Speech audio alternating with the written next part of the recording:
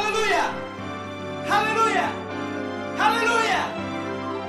Kami, Gereja Pantai Kosta di Indonesia, Jemaat Kramat, mempersembahkan seri khotbah. Mari bersama-sama mendengarkan kebenaran firman Tuhan, bertumbuh dan menghasilkan buah. Sekali Yesus, tetap Yesus. Tuhan Yesus memberkati. Jadi adalah pengalaman yang sangat baik sekali kita menikmati puji-pujian malam ini. The Lord is pleased with our praises. He inhabits the praises of His people. Tuhan disenangkan dengan pujian kita karena Dia hadir di tengah-tengah pujian umatnya. I'm thankful that I've been invited by my brother Hani Mandi. Dan saya sangat bersyukur bahwa saya boleh diundang oleh Bapak Gembala. We have become fast friends. Dan kita cepat sekali bisa menjadi sahabat yang erat. We have a kindred heart for the Word of God. Dan kita mempunyai hati yang sama dengan firman Tuhan. And I also have a special relationship to all of you as a spiritual cousin. Dan saya juga mempunyai hubungan yang istimewa dengan saudara semua di dalam hal yang rohani. You see, I came out of a church in Anchorage, Alaska that was an outreach of Bethel Temple. Saya berasal dari gereja di Anchorage, Alaska, yang kalau ditarik akarnya berasal dari Bethel Temple. And I was a part of that network for over 40 years. Dan saya menjadi bagian dari jaringan pelayanan itu lebih 40 tahun lamanya. I've had the privilege to serve the Lord by planting 3 churches and pastoring those 3 churches. Dan saya mendapatkan kasih karunia Allah untuk melayani di sana dengan merintis 3 sidang jemaat dan menggembalakan ketiga sidang jemaat tersebut. And I've been reassigned now to be a discipler to the nations. Dan sekarang saya telah mendapat penugasan baru untuk menjadi menjalankan program pemuritan buat bangsa-bangsa. And my message is discipleship. Jadi berita yang saya sampaikan selalu berkaitan dengan pemuridan. I believe that we have all been called to be disciplers of men and women. Dan saya percaya kita semua dipanggil untuk memuridkan orang lain. This was the great commission Jesus gave His disciples. Ini adalah amanat agung yang Yesus berikan kepada murid-muridnya. He did not tell them to go and make converts. Dia tidak katakan pergilah dan dapatkan petobat-petobat. He told them to go and make disciples. Tetapi dia katakan pergilah dan jadikan segala bangsa muridku. A disciple is a disciplined learner. Karena seorang murid adalah seorang pembelajar yang disiplin. There are mostly Christians in the world of God's church nation worldwide. Ada banyak orang Kristen di gereja-gereja di muka bumi ini. But there are fewer who are disciples. Tetapi jauh lebih sedikit jumlahnya yang adalah murid-murid.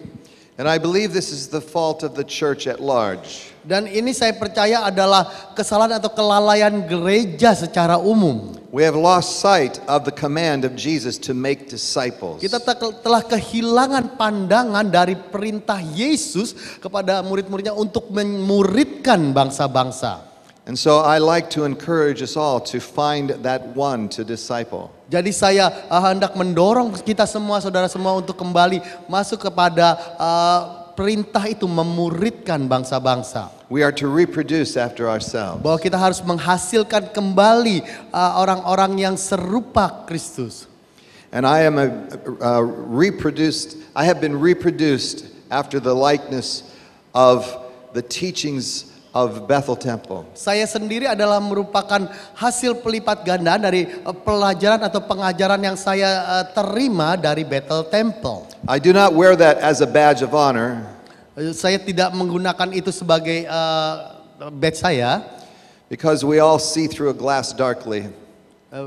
Karena kita semuanya melihat secara kabur saja dari cermin. But in all my years of study, I have found nothing more certain than the teachings that we have been grounded in. Tetapi di dalam tahun-tahun perjalanan pelayanan saya menjumpai tidak ada yang lebih pasti daripada dasar-dasar pengajaran yang telah atau yang menjadi dasar gereja kita. And it has given me the foundation of the ability to discern between truth and error. Dan kebenaran ini memberikan kepada kita kemampuan untuk bisa membedakan antara yang benar dan yang salah.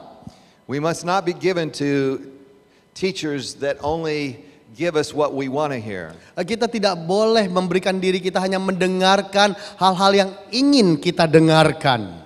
But we must give ourselves to sound doctrine. Tetapi kita harus berikan hidup kita pada pengajaran-pengajaran yang benar, yang baik secara Alkitab. For the days will come where there is not sound doctrine in the last days. Tetapi harinya akan datang di mana orang tidak lagi suka akan pengajaran yang sehat. But there's a watered down gospel. Tetapi ada berita-berita Injil yang sudah dicairkan. When Paul said he came to preach the full gospel. Ketika Paulus datang dan dia katakan kami datang membawa Injil, berita Injil sepenuhnya. And so I am stand before you as a grateful man. Dan saya berdiri di hadapan saudara sebagai orang yang sangat bersyukur. To be able to stand on the shoulders of great men who have served the Lord in their generation. Untuk bisa berdiri di atas fondasi dasar hamba-hamba Tuhan besar yang telah melayani Tuhan dengan setia di generasi mereka. So my mission is always about discipleship. Jadi misi yang saya emban adalah selalu tentang pemuridan itu. The Lord has said to me he is going to restore this back to the church. Dan Tuhan sudah katakan dengan kuat bahwa dia akan kembalikan tentang pemuridan ini ke gereja. And he's going to help us to learn how to do discipleship. Dan dia akan menolong kita untuk belajar bagaimana melakukan pemuridan itu. But my message tonight is about another man. Tetapi berita yang hendak saya sampaikan malam ini adalah tentang seorang yang lain. One of my favorite heroes in the Old Testament. Salah satu pahlawan favorit saya di Perjanjian Lama. And that is David. Yang adalah Daud sendiri. Would you please turn with me to 1 Samuel chapter 30. Mari kita buka dalam 1 Samuel pasal 30.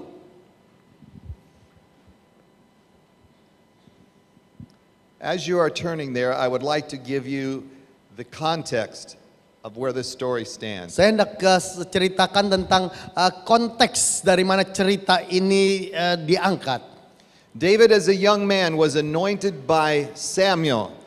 Daud sebagai seorang muda telah diurapi oleh Samuel.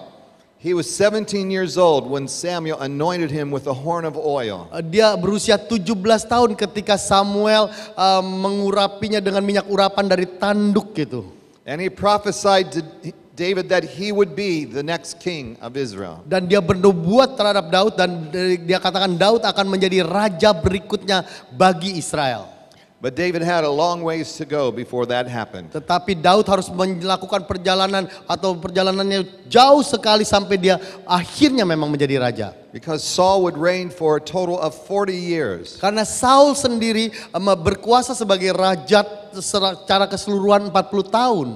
And during that time of his reign, Saul chased after David for Dan jealousy. dalam masa kekuasaannya 40 tahun itu, Saul bahkan mengejar hendak mengambil nyawa Daud. Saul believed that David was the one that Samuel predicted would take his kingdom from him. Karena Saul juga percaya bahwa Daud adalah dia yang diramalkan oleh Samuel akan menggantikan dia sebagai raja.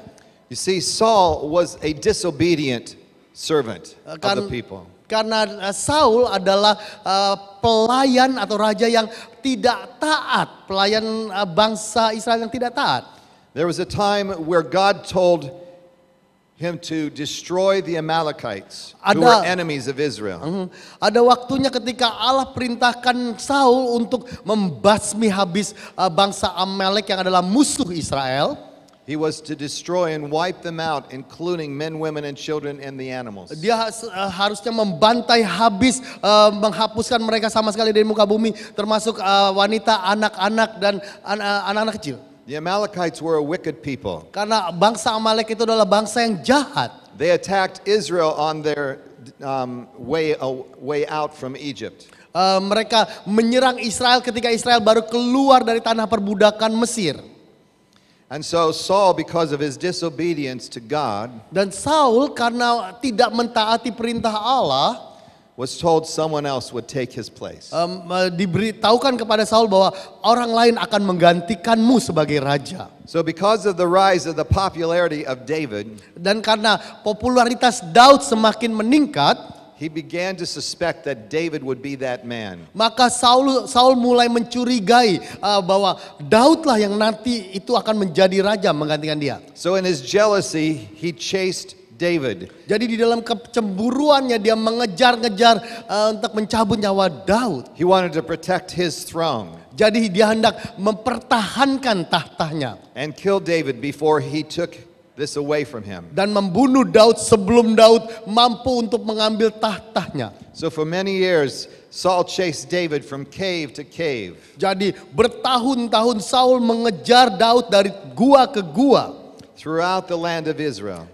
di seluruh tanah Israel.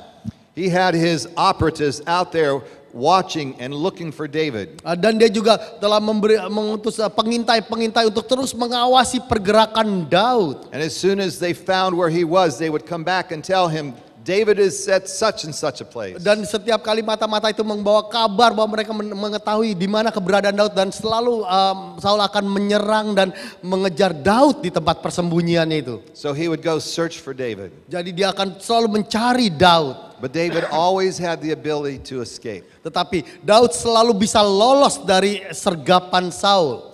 But David and all of those who had followed him, Tapi Daud dan seluruh pengikutnya, he had an army of 600 people, 600 men. dia mempunyai pengikut yang menjadi pasukannya kurang lebih 600 orang.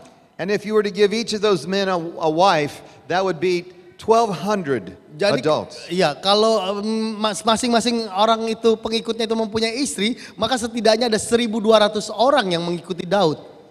David himself had more than one wife. He had two at that time. Dan Daud sendiri memiliki 2 istri pada waktu itu. And so there were also children. Dan juga ada anak-anak. David had a grave responsibility on his shoulders for their safety. Daud mengemban tanggung jawab yang sangat besar untuk keselamatan seluruh pengikutnya itu. So he decided the only place he could escape was to actually go into the land and the territory of the Philistines. Jadi dia putuskan bahwa supaya dia selamat dari kejaran Saul, mereka akhirnya menetap di daerah yang menjadi wilayah orang Filistin.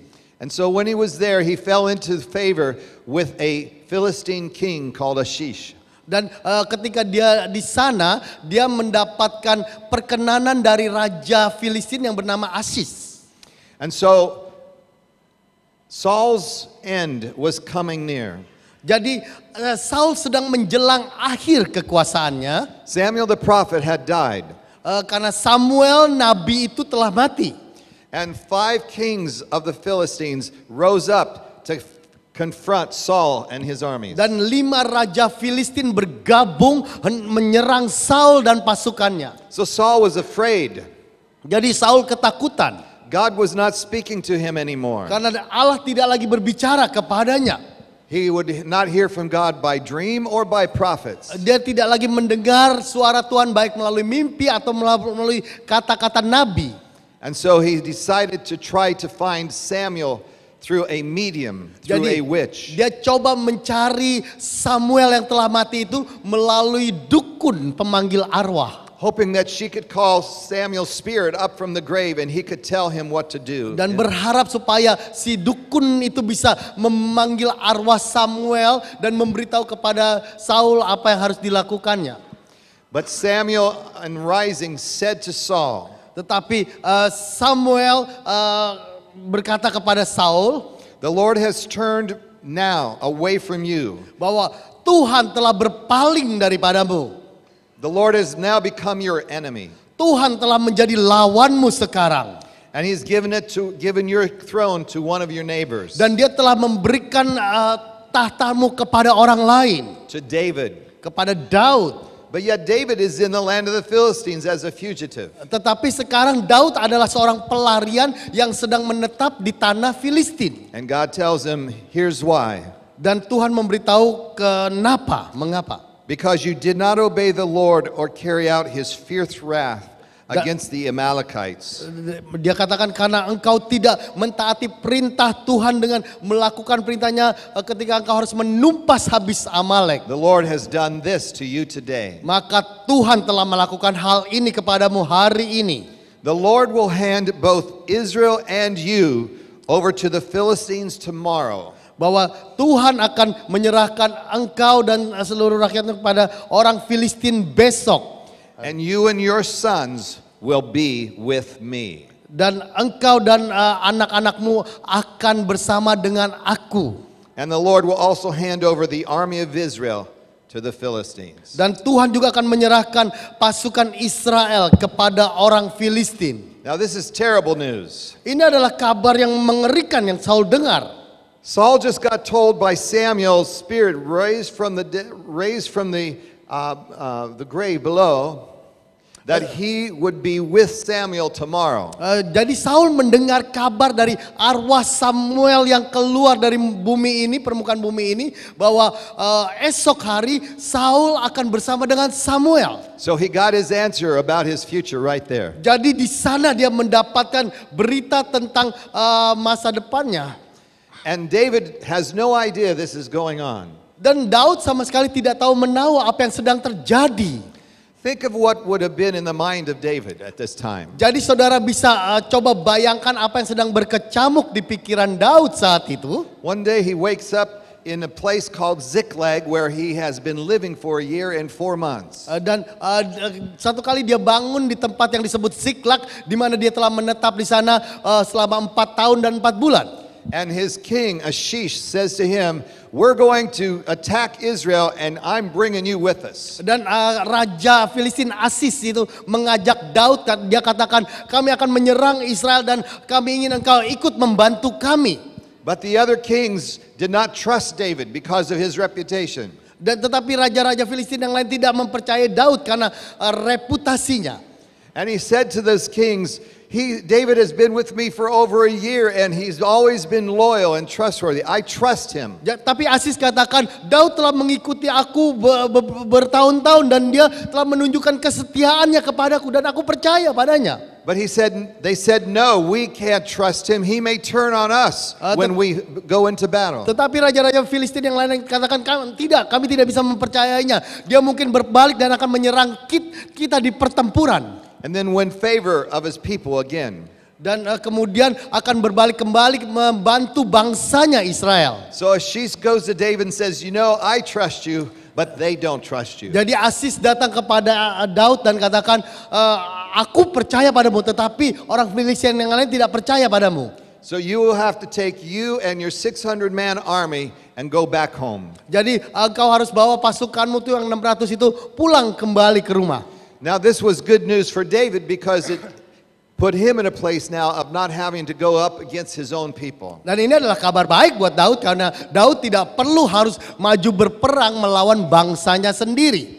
And so they begin to march back home, a 3-day journey. Jadi dia dan pasukannya mulai melakukan perjalanan pulang, kurang lebih 3 hari perjalanan. They're going home to Ziklag. Mereka pulang ke tempat menetap mereka di Ziklag. Now we begin this story in chapter 30 verse 1. Dan disinilah kita mulai kisah ini di dalam pasal 30 ayat pertama. David and his men reached Ziklag on the 3rd day. Ketika Daud dan orang-orangnya sampai ke Ziklag pada hari yang ketiga. Now I want you to make note of that. 3 days on the 3rd day. Jadi saya hendak minta saudara untuk perhatikan baik-baik hari yang ketiga.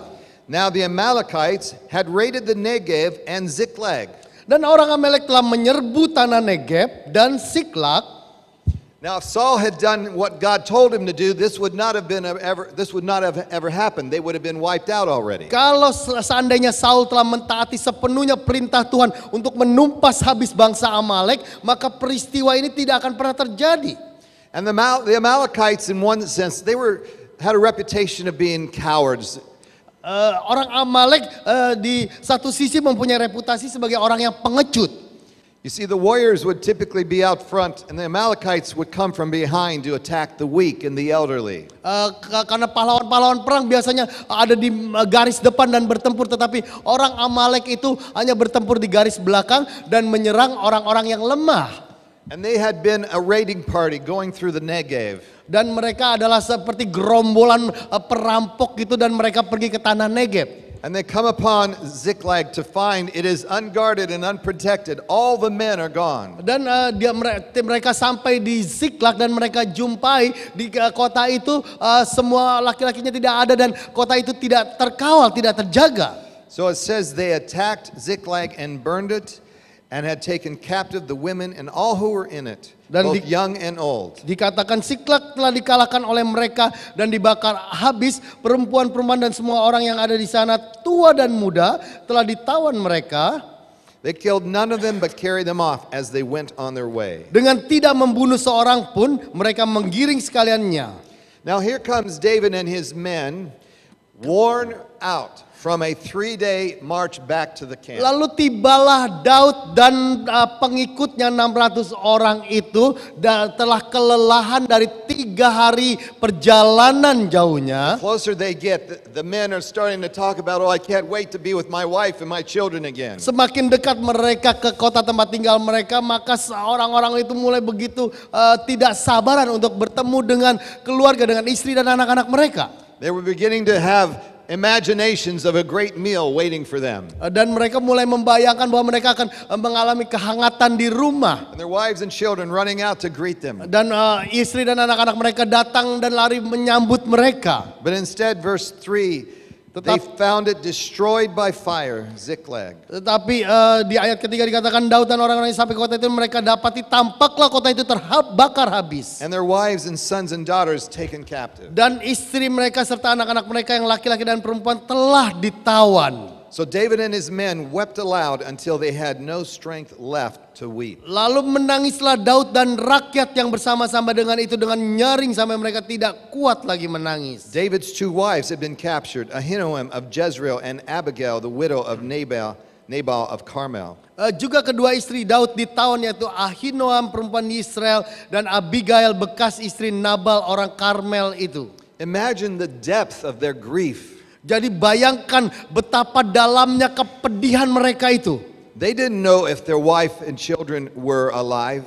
Mereka tidak tahu apakah istri-istri mereka dan anak-anak mereka masih hidup. They only knew that they had been captured and kidnapped. Mereka hanya mengetahui bahwa istri dan anak-anak mereka telah ditangkap dan ditawan. And if there was any inclination in their minds of knowing that this was the work of the Amalekites, dan mereka mendapatkan satu pengertian bahwa ini dilakukan oleh bangsa Amalek, they had to have great concern about what was happening to their families. Kalau saja seandainya mereka tahu Amalek yang menawan ini, mereka maka akan begitu ketakutan dan peduli tentang apa yang terjadi dengan keluarga mereka.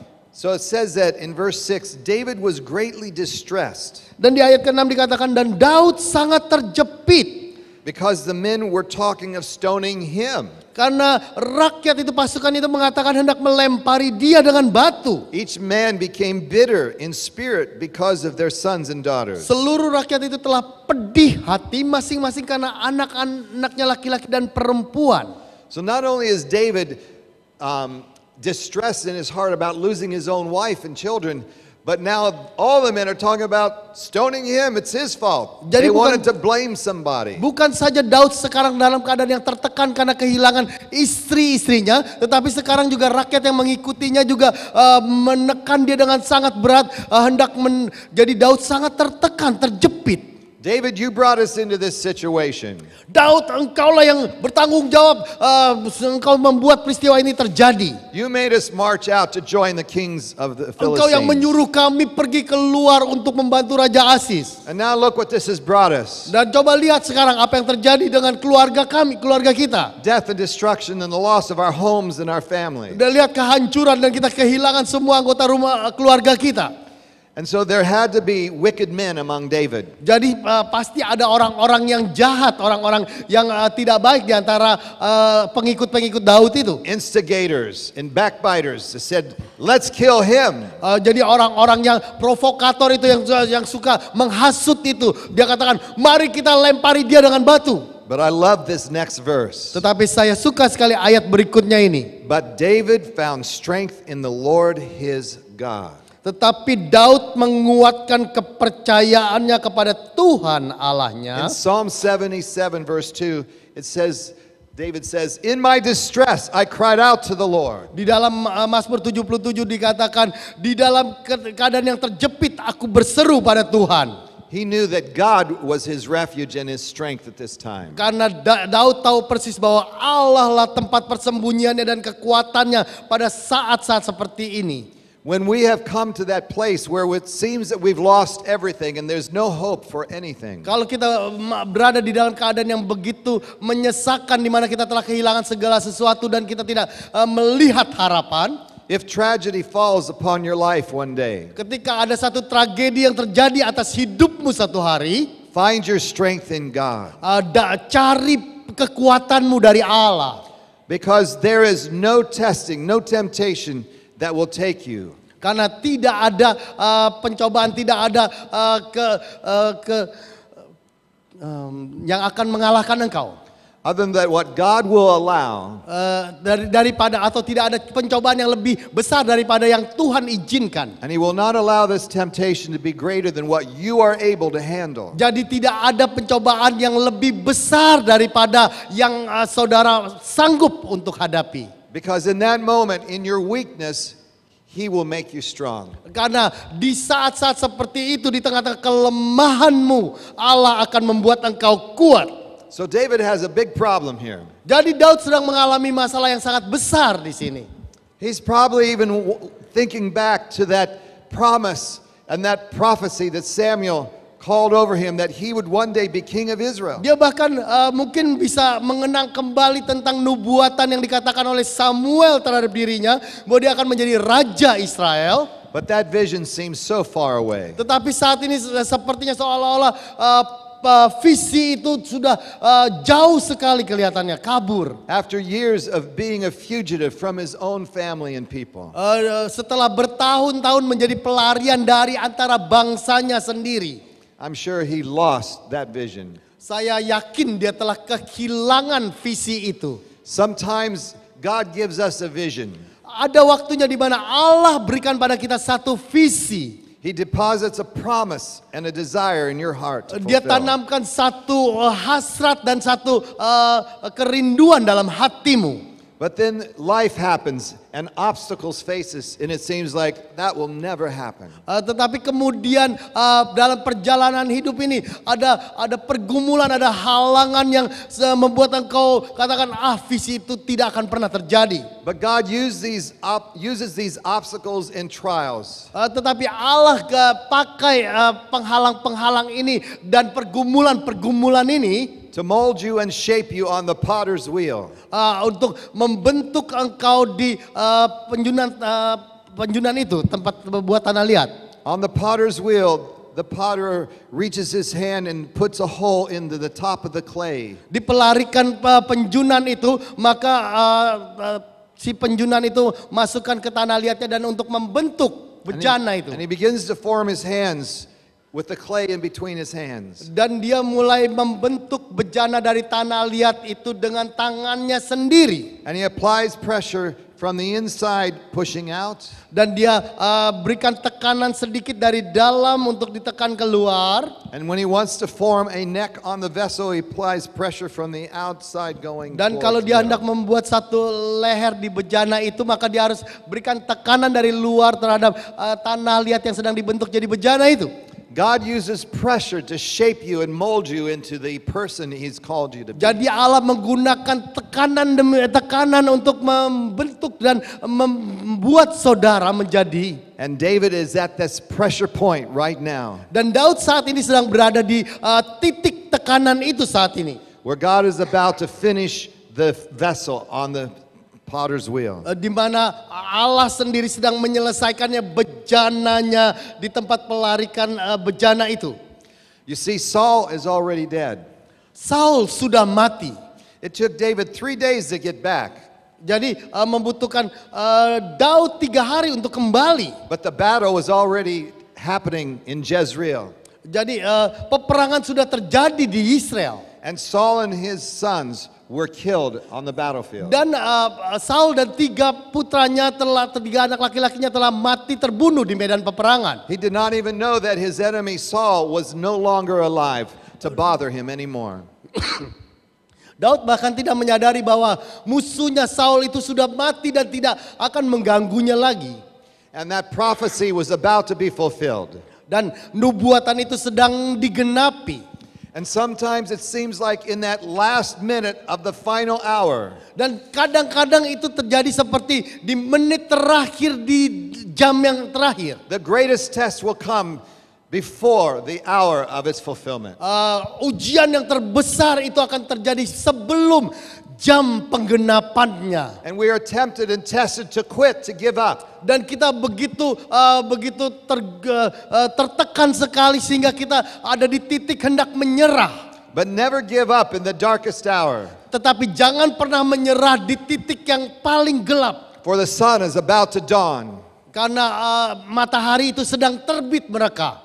And if you strengthen yourself in the Lord as did David, Kalau engkau menguatkan hatimu di dalam Tuhan seperti yang dilakukan Daud, I believe David worshiped God in that moment. saya percaya Daud menyembah Allah di saat seperti itu. You see, David was not only a warrior, but he was a worshiper. Karena Daud bukan hanya seorang pahlawan perang, tetapi dia juga adalah penyembah Allah. And before he slipped into his warrior's cloak, he turned into a worshiper in his hour of distress. Tetapi jadi sebelum Daud mengenakan pakaian perlengkapan perangnya, dia menyembah Allah di jam terakhir sebelum dia maju berperang. When you are in your weakest moment, you find your greatest strength in worship of God. Ketika engkau di titik terlemah dalam hidupmu, engkau dapatkan kekuatan terbesar dalam hidupmu ketika engkau menyembah Allah. Focus not on your circumstances, but focus on the God who can change your circumstances. Jangan pusatkan perhatianmu pada keadaan yang sedang engkau hadapi, tetapi pusatkan perhatianmu pada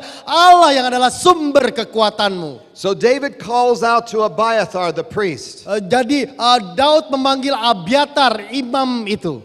And he says to Abiathar, bring me the ephod. Dan dia katakan kepada Abiatar, bawalah efod itu kepadaku. Abiathar brought it to him, and David inquired of the Lord. Maka Abiatar membawa efod itu kepada Daud dan kemudian bertanyalah Daud kepada Tuhan. Shall I pursue this raiding party? Will I overtake them? Haruskah aku mengejar gerombolan itu? Akan dapatkah mereka kususul? And God says, pursue them. You will certainly overtake them and succeed in the rescue. Dan Allah berfirman kepadanya, kejarlah sebab sesungguhnya engkau akan dapat menyusul mereka dan melepaskan para tawanan. You see, when you take your petitions before God in your distress and you cry out to Him, ketika engkau membawa permasalahanmu kepada Tuhan, ketika engkau dalam keadaan yang sangat tertekan dan engkau berseru padanya, then you worship Him. dan engkau menyembah Allah, You worship Him before you see the results. jadi engkau menyembah Tuhan sebelum engkau melihat hasilnya. Just as Paul and Silas were in the prison with their feet chained to the shackles. Paulus dan Silas ketika mereka ada di dalam penjara di bawah tanah, mereka sedang dibelenggu juga. They had been whipped on their backs, Dan mereka telah dicambuk punggungnya. bleeding and in pain in a dark, dank dungeon. Dan berdarah-darah, luka berdarah-darah di tengah kegelapan di penjara bawah tanah yang gelap itu. And what did they do? Apa yang mereka lakukan? They praised the Lord. Mereka memuji Tuhan. Saul looks over to Silas, or Paul looks over to Silas and says, you know what? I feel a song coming on. Dan dia mungkin Paulus atau Silas katakan, oh rasanya aku ingin menyanyi nih. It's like Brother Monday, every time he gets in the pulpit, he feels a song coming on. Seperti Bapak Gembala setiap kali beliau berdiri di atas mimbar ini selalu ada lagu pujian yang keluar dari hidupnya. Let's sing the song, This is the Day. Mari kita nyanyikan lagu pujian hari ini adalah. So Saul and or Paul and Silas start singing, "This is the day." Jadi mulailah this Paulus is dan the day Silas bernyanyi, hari ini. that the Lord has made. Dan They knew that God was still on the throne. karena mereka tahu bahwa Allah tetap ada di dalam tahtanya. And God shook the building. Dan Allah menggoncangkan bangunan And penjara. the shackles fell off their feet. Dan belenggu-belenggu itu lucut begitu saja dari kaki dan tangan mereka. And the prison guard came in trembling. Dan penjaga penjara datang untuk melihat apa yang terjadi dan gemetar di hadapan And mereka. God had his attention. Jadi Allah sendiri yang menarik perhatian mereka. And he gave his life to the Lord that day. Dan penjaga penjara itu harusnya menyerahkan hidupnya pada Tuhan hari And the itu. guard took him home, Paul and Silas. Took them home. Dari kemudian penjaga penjara itu membawa Paulus dan Silas ke rumahnya. And he bandages their wounds on their back. Dan dia merawat luka-luka yang ada di sekujur tubuh mereka. And the guard's whole household got saved that day. Dan malam itu juga seisi rumah penjaga penjara itu diselamatkan. No matter how severe the circumstance, God can turn it into a glorious victory and win. Tidak peduli seberapa kelamnya pun masalah yang sedang engkau hadapi, Allah bisa ubahkan itu menjadi kemenangan yang gilang gemilang pada saat itu juga. You see, this isn't the first trial and test that David has experienced. Ini bukan ujian-ujian yang pertama yang Daud harus alami. He slew the lion and the bear and Goliath the giant. Dia telah membantai, membinasakan singa dan beruang dan bahkan Goliat raksasa itu. And God had delivered David out of the hands of Saul time and time again. Dan Allah telah melepaskan Daud dari tangan Saul berkali-kali. And now the ultimate deliverance out of Saul's hand that David yet did not know was the death of Saul.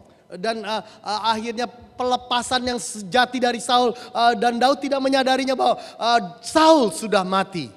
So this enemy that he's facing, the Amalekites, Jadi musuh yang sedang dihadapinya ini orang Amalek. instead of immediately rushing off to go after them, Jadi bukannya terburu-buru lari mengejar mereka. he knows that his men are tired and weak and worn out. Dia tahu bahwa pasukannya telah kelelahan dan mereka sudah kehabisan tenaga. They're worn out emotionally and they're worn out from the travel. Dan mereka telah kehabisan tenaga secara fisik dan juga secara emosi juga mereka telah kehabisan daya kekuatan. So he asked God, shall I pursue them? Jadi dia bertanya kepada Tuhan, apakah aku akan mengejar mereka? He knew his success would be sure if God said go. Dia tahu bahwa keberhasilannya itu menjadi satu hal yang pasti kalau Allah katakan pergi. Now David was a man after God's own heart. Daud adalah seorang yang berkenan di hati Allah. He had a special relationship with God. Dia mempunyai satu hubungan yang istimewa dengan Allah. He had a perspective that few had in that day. Dan dia mempunyai satu sudut pandang yang tidak dimiliki banyak orang di hari-hari itu. I want to share this with you about God. Saya hendak membagikan kepada saudara hari ini tentang Allah itu. You see this ephod that is brought to David Efod ini yang dibawa kepada Daud was an accessory that the high priest wore before God. Itu adalah satu hal yang wajib yang harus dikenakan oleh imam besar di hadapan Allah. It was made of two thin sheets of gold plates. Itu terdiri dari Sheets Oke, of gold plates. dua kain atau jubah dari emas, dari benang emas yang harus dikenakan seorang imam di hadapan Allah. It was like a vest. Itu seperti vest gitu, sebagai jaket. And the plates, the two gold plates were attached to each other with gold chains. Dan kedua pelat emas itu dihubungkan satu dengan yang lain dengan rantai emas. So the gold chains that were the shoulder straps Jadi rantai emas itu yang duduk di bahunya. had a setting with an onyx stone in it on both shoulders. Jadi ada batu permata onyx ya yang di atasnya, hiasan batu permata itu onyx. And on one onyx stone were written the names of 6 of the tribes of Israel. Dan di satu sisi ada 6 nama suku Israel dituliskan di sana. And on the other onyx stone, the remaining 6 tribes of Israel. Dan di sisi sebelah satunya lagi adalah 6 suku Israel yang lainnya dituliskan. This represents carrying the burden of the people of God upon your shoulder as the Jadi high ini priest. menunjukkan, mewakili tentang imam yang memikul beban seluruh suku-suku Israel di bahu mereka. And on the breastplate of that ephod, Dan di penutup dada dari efod itu were placed 12 stones, diletakkan 12 batu permata, each with a name of the tribe of Israel on each stone. dan setiap batu permata itu dituliskan nama suku Israel dari batu-batu permata onyx itu. So the high priest bared the burden of the weight of the responsibility of Israel on his shoulders and on his heart. Jadi His compassion. imam besar itu memikul beban 12 suku Israel di bahu mereka dan juga di hatinya. Now David in the Old Testament was a type and shadow of Jesus Christ. Daud di perjanjian lama adalah bayangan dari Tuhan Yesus Kristus. David could take the ephod of the high priest and hear from God. Dan Daud bisa mengambil efod dari imam besar itu dan mendengar suara Tuhan. Because within the backside of the breastplate were two sleeves Karena di balik or pockets. Two pockets. ya di balik pelat emas yang efod itu ada 2 kantong. There were two special stones that were in those pockets. Dan ada 2 batu permata yang khusus di dalam 2 kantong itu. They were called the Urim and the Thummim. Itu yang disebut sebagai Umim dan Tumim dan Urim. Nggak tahu lah satu. So it's not known exactly how it worked, Jadi tidak bisa diketahui bagaimana caranya itu bekerja. but scholars have the theory that perhaps one stone represented yes and one stone represented no. Tetapi para ahli-ahli Alkitab mengatakan Umim dan Tumim itu salah satu menunjukkan kata iya, yang satu lagi menunjukkan kata tidak. And that the answer that was, the question that was presented would be responded to by the yes stone or the no stone illuminating. Jadi pertanyaan yang diajukan kepada Tuhan akan dijawab dengan batu yang mana yang bercahaya. So in this case, God's saying yes to David's question. Yes, go and pursue them. Jadi di dalam kasus ini, peristiwa ini, Tuhan menjawab ya terhadap pertanyaan Daud. Ya, kejar mereka. And David, who is now the rightful heir as king of Israel without his knowledge, Tetap Daud yang sekarang adalah pewaris yang sah dari kerajaan Israel atau tahta Israel tanpa diketahuinya, is operating in the burden and weight of responsibility upon his shoulders as king and priest for his people. sedang bertindak di dalam tanggung jawabnya sebagai imam dan raja bagi bangsanya Israel. So now in verse 9, David and the 600 men with him came to Bezor Ravine, where some stayed behind. Lalu di ayat 9, pergilah Daud beserta ke-600 orang yang bersama-sama dengan dia, dan sampailah mereka ke sungai Besor. For 200 men were too exhausted to cross the ravine. Sementara orang yang mau tinggal berhenti belakang, maka Daud melanjutkan pengejaran besar 400 orang. 200 orang yang terlalu lelah untuk menyeberangi bangsa itu berhenti di sana. But David and 400 men continued the pursuit. Tetapi Daud melanjutkan pengejaran itu bersama 400 orang. And they found an Egyptian in a field and brought him to David. Kemudian mereka menemui seorang Mesir di padang itu lalu membawanya kepada Daud. They gave him water to drink and food to eat. Mereka memberi dia roti lalu makanlah dia, kemudian mereka memberi dia minum air. Part of a cake of pressed figs and 2 cakes of Dan memberi raisins. kepadanya sepotong kue ara dan 2 buah kue kismis. He ate and was revived, for he had not eaten any food or drunk any water for 3 days, there's that 3, and 3 nights. Setelah dimakannya ia segar kembali sebab ia tidak makan dan minum selama 3 hari 3 malam. David asked him, "To whom do you belong and where do you come from?" Kemudian bertanyalah Daud kepadanya, budak siapakah engkau dan dari manakah engkau? He said, "I am an Egyptian, the slave of an Amalekite. Jawabnya, aku ini seorang pemuda Mesir, budak kepunyaan seorang Amalek. My master abandoned me when I became ill. 3 days ago. Tuanku meninggalkan aku karena tiga hari yang lalu aku jatuh sakit. How long was the journey of David and his men back to Ziklag? Berapa lama perjalanan Daud kembali ke Siklag? 3 days ago. 3 hari yang lalu. So on the day they began to make their way back to Ziklag, Jadi dalam perjalanan kembali ketika mereka pulang ke Siklag, I believe it's possible that God helped this man get sick. dan saya percaya bahwa Allah bekerja membuat budak ini sakit. So sick that he would be abandoned by the Amalekite. Begitu sakitnya orang ini sehingga dia dicampakkan begitu saja oleh orang-orang Amalek. So that he could be left behind as an informant.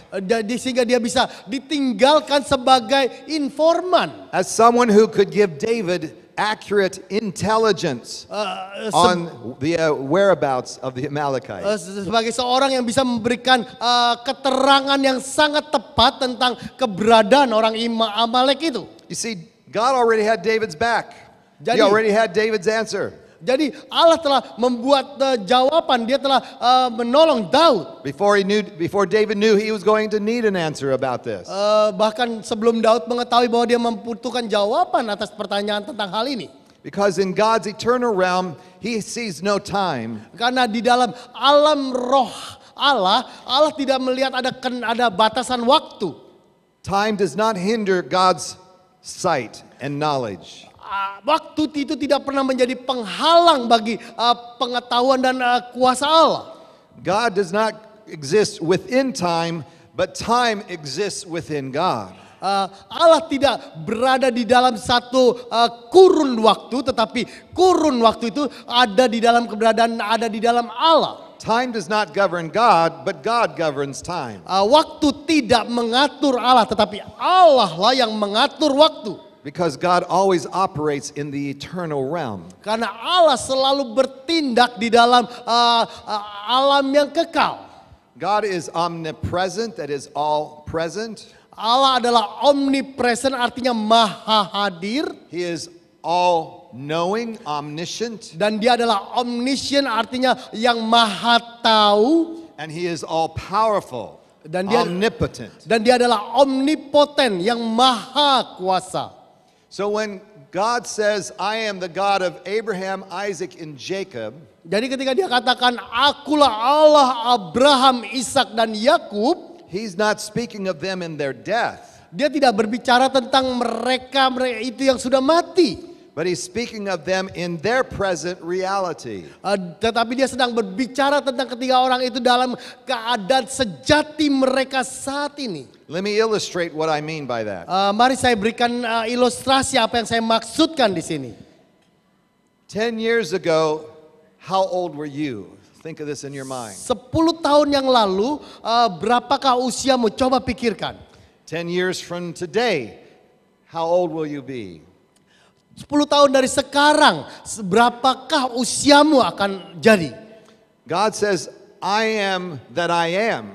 Allah katakan, akulah aku. He is the God of yesterday, today, and forever. Dia adalah Allah kemarin, hari ini, dan selamanya. And hear this right now. Dan dengarkan ini sekarang. He is the God of yesterday, today, and forever at the same time. Dia adalah Allah kemarin, hari ini, dan selamanya pada saat yang bersamaan.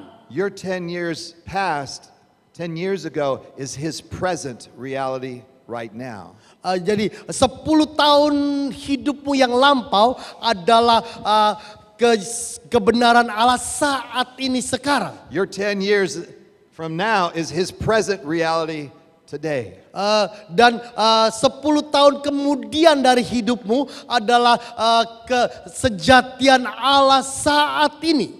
So if we take your past and your future and your present and put it all on top of each other, that's how God is with your life simultaneously. Dan kalau engkau ambil masa lalumu dan ambil masa depanmu dan engkau gabungan sekarang dan engkau jadikan itu satu, dan itulah Allah saat ini dalam kehadiran kebenarannya secara simultan atau secara berkesinambungan. But you and I are bound by time. God is not bound by time. Tetapi saudara dan saya terikat oleh waktu, tetapi Allah tidak terikat oleh waktu. And so we can only see what is present before us. Jadi kita hanya bisa melihat apa yang sedang terjadi di depan mata kita. While God already sees what's present, your future. Tetapi Allah sudah melihat apa yang terjadi, apa yang sekarang terjadi dari masa depanmu. You see, you can't look to your past when you're in trouble. Engkau tidak bisa lari ke masa lalumu ketika engkau dalam kesulitan. You can't focus on what was spoken over you back here Engkau as a tidak promise. bisa memberikan perhatianmu, memusatkan perhatianmu pada apa yang telah dikatakan padamu dulu di waktu yang lampau. Because that's come and gone. You can do nothing about that. Karena itu sudah berlalu dan engkau tidak bisa lakukan apapun terhadap hal itu. You can't change your past. Engkau tidak bisa rubah masa lalumu. And you can't do anything about your future because it has not yet happened. Dan engkau tidak bisa lakukan apapun tentang masa depanmu karena itu belum terjadi.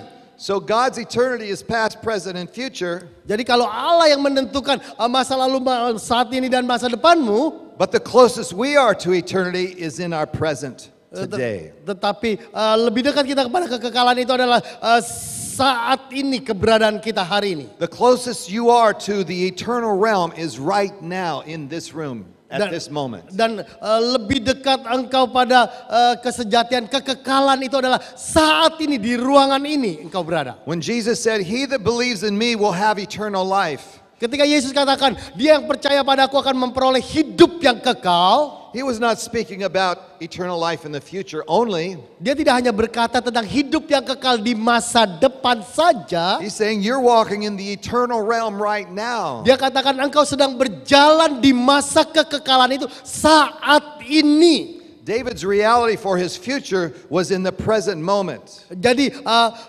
kebenaran Daud tentang masa depannya adalah di saat sekarang ini. And so he goes to the eternal in the moment, Dan which dia- was worship. Jadi dia sedang masuk di dalam kekekalan itu, kebenaran saat ini melalui penyembahannya. So when you are in a moment of distress and despair and tragedy, Jadi kalau engkau berada di saat yang menyesakan dan engkau di tengah-tengah keputusasaan, you can place yourself sitting in heavenly places. engkau bisa dapati dirimu sedang duduk di tempat yang tinggi di sorga And worship God dan menyembah Allah. and let Him lift you up out of that despair. Dan membiarkan tangannya mengangkat engkau, mengeluarkan engkau dari masa keputusasaan itu.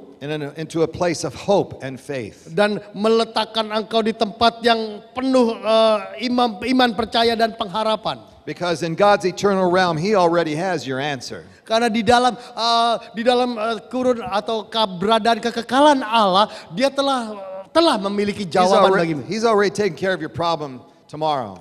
Jadi dia telah membereskan masalahmu yang ada di esok hari.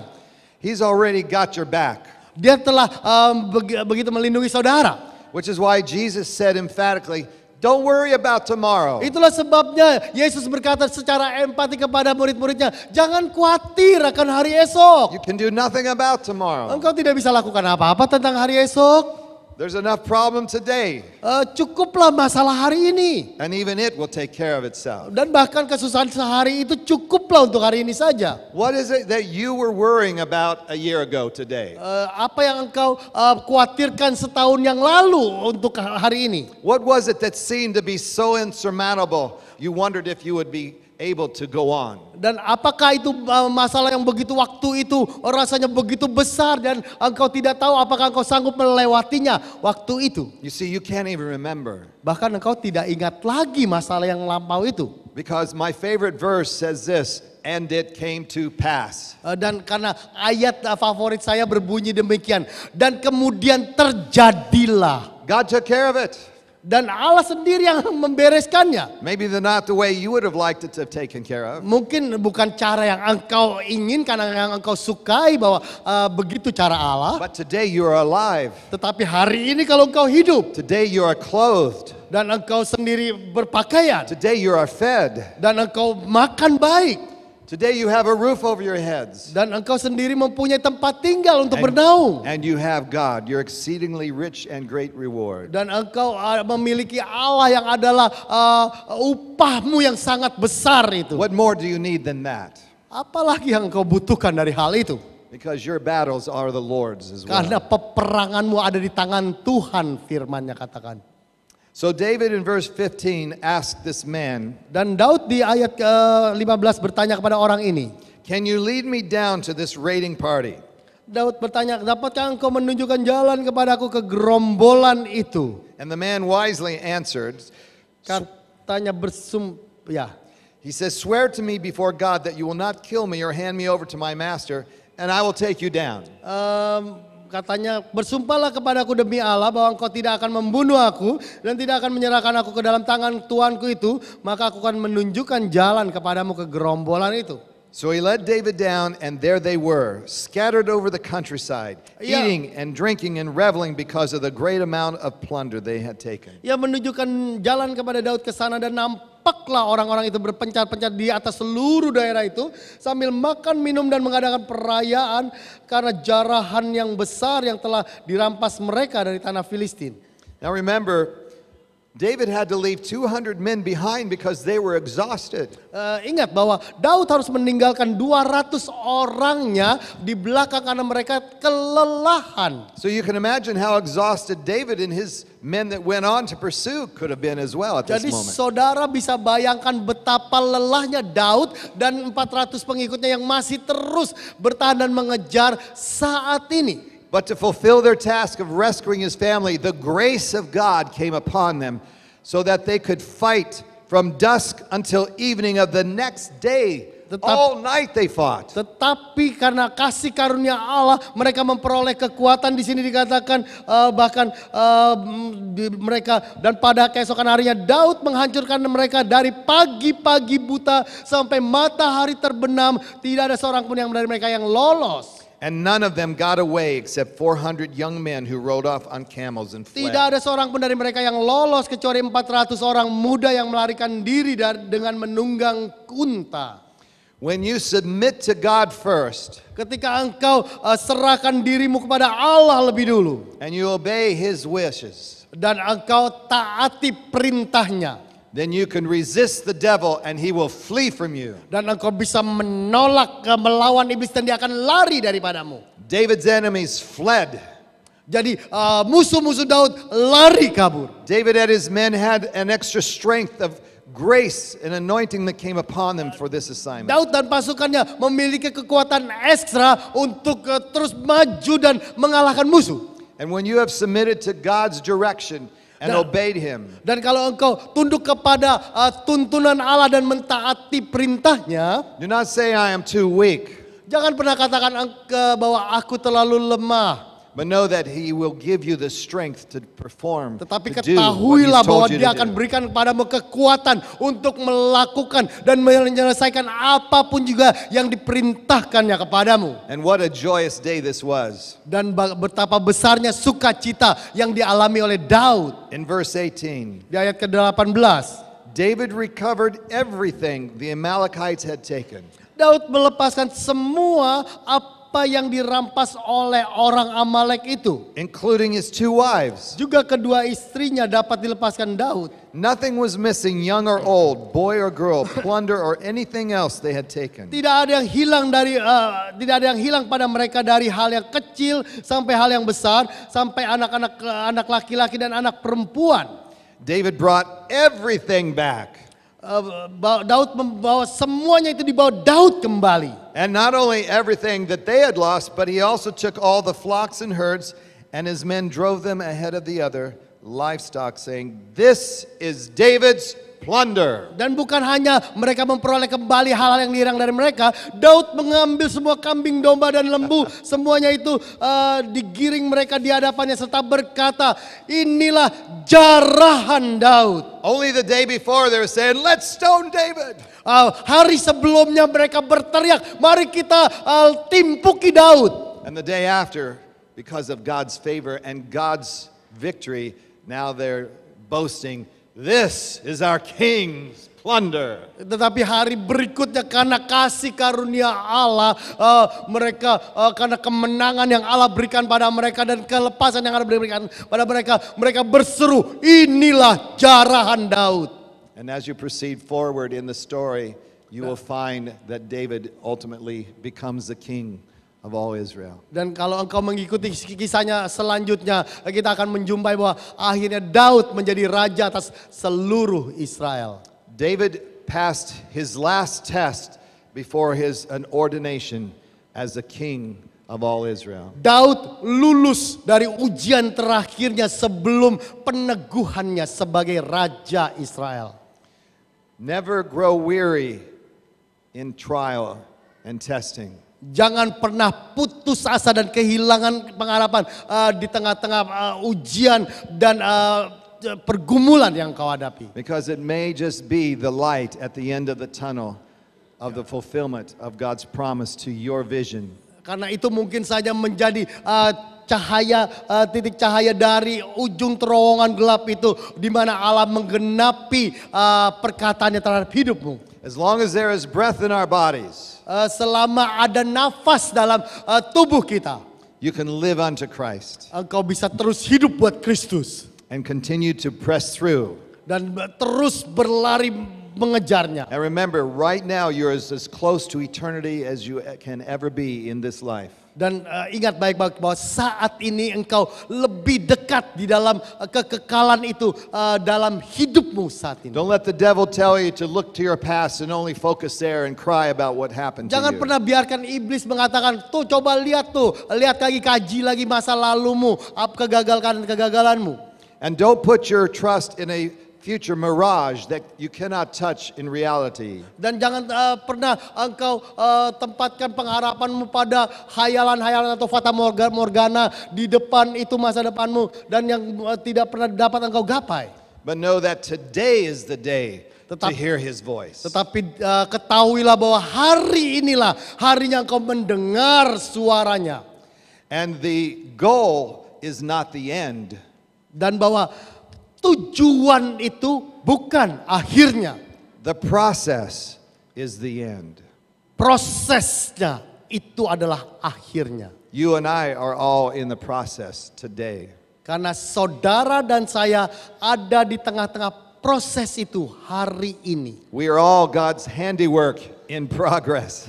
Karena kita semua adalah buatan pekerjaan tangan Allah yang sedang terus dikerjakan. Stay on the potter's wheel and don't jump off.